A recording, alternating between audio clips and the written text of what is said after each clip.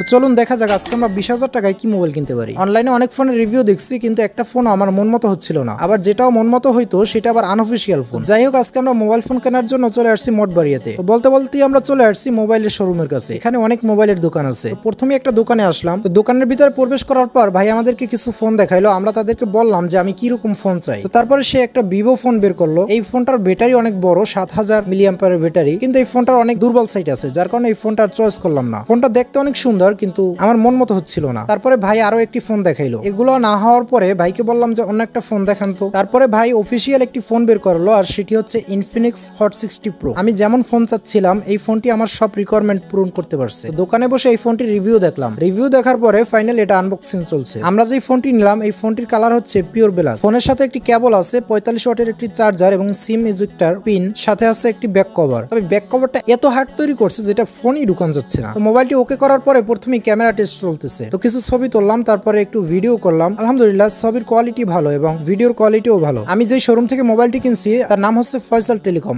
আপনারা চাইলে এখানে যোগাযোগ করতে পারেন। ভাইয়ের ব্যবহারটি আমার কাছে খুব ভালো লাগছে। সবকিছু মিলিয়ে দেখার পরে টাকা পরিশোধ করলাম। ভাইয়ের দোকানে প্রবেশ করার পরেই এমন বৃষ্টি শুরু হয়েছে যে বৃষ্টি আর থামার কোনো নামই নেই। বৃষ্টির জন্য আরো কতক্ষণ আমাদেরকে অপেক্ষা করতে হয়েছে। তারপর অল্প একটু বৃষ্টি কমার পরে আমরা রওনা করছি বাড়ির উদ্দেশ্যে, কিন্তু রাস্তায় এত পানি জমে গেছে যা বলার বাহিরে। আজকের ভিডিওটি এই পর্যন্তই। ভালো লাগলে লাইক কমেন্ট শেয়ার করে দিবেন। চ্যানেলটি সাবস্ক্রাইব অথবা ফলো করে আমাদের সাথে থাকবেন। আল্লাহ হাফেজ।